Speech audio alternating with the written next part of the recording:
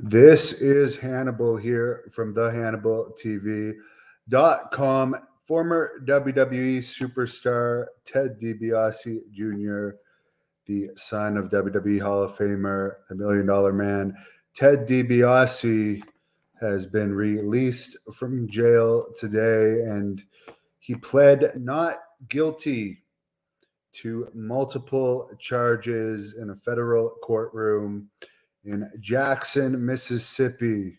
The 40-year-old is facing at least 80 years, well, up to 80 years and more in jail. So very serious charges related to thefts of millions of dollars in federal funds that were intended to help needy Mississippi families.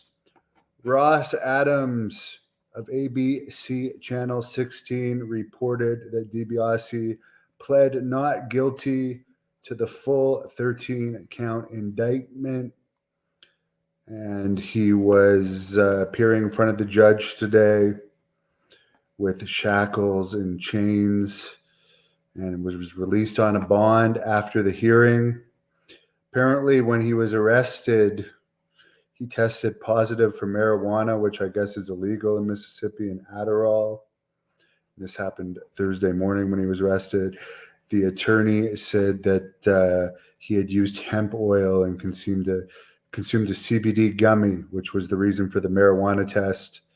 He had been diagnosed with ADHD, but his prescription had expired 2 years ago, so he was using someone else's medication. That was the thing for the Adderall. I'm not even sure what Adderall is. I'm guessing it's a relaxant of some sort. I always hear people talking about it. Of course, Ted Jr. is former WWE Tag Team Champion. His father and brother are also related in this whole situation here of the misappropriation of welfare funds. However, DiBiase Jr. is the first to be criminally charged so far. There is a civil lawsuit that is alleging Ted Sr. owes $1,971,223 in illegally obtained funds, while Ted Jr. owes $2,897,487. And Brett allegedly owes. Brett is the other son of Ted DiBiase, who was in WWE's developmental for a while, owes $824,000. And Ted DiBiase Jr. apparently used the funds to buy a vehicle, a boat, put a down payment on the house, as well as other expenditures. So they're in a lot of trouble. I don't envy them.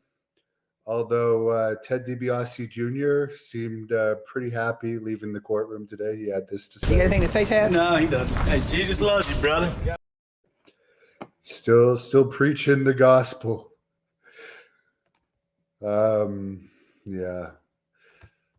I don't know. I did do an interview with DiBiase, Ted DiBiase Sr., which I put in the description of this last year.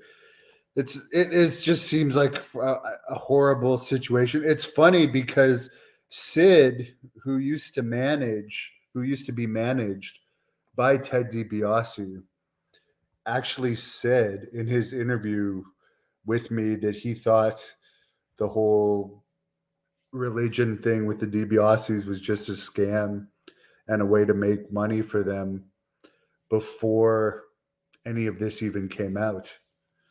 And a lot of people were saying that's just Sid being an asshole, but now we see all of this. But Sid is saying, like, because Sid's religious and he works with some charities raising money for the poor, and he says a lot of these wrestlers, like the Tully Blanchards, Nikita Koloffs, and Ted DiBiase, although Nikita Koloff seems like a great guy. But they do charge and they make their living off of this stuff. But I don't know if Ted DiBiase still has his Heart of David ministry or not. I know WWE used him on NXT within the past year, and He's still doing wrestling related appearances. He's got a lot of money to pay back in that civil lawsuit. Just a brutal situation. Yes, John Nord also had a take on Ted DiBiase. Maybe it's time to do a compilation video on Ted DiBiase. Is the father in trouble? He's being sued civilly for nearly $2 million. Ted Jr. is the first one to be criminally charged, and there's a lot of people involved in this. So that shows you that maybe there'll be others criminally charged. I don't know. I know about as much as you guys know, but it seems to be a situation of the character coming to life. It's just sad because DiBiase Jr., if he had worked harder at pro wrestling, they were giving him a big push at one point, and he kind of gave up on pro wrestling. But I mean, in this civil lawsuit, let's relook at this here. He owes $2,897,487. Randy Orton makes like $4 million a year from around the same time. So I mean, and Randy Orton was another second generation guy, but that made it in wrestling. It seemed like DiBiase Jr. had the tools, but he kind of just disappeared. And obviously went into this. So whatever. I don't know all the details, so I'm not going to be the judge. I'll let the judge judge, but this is a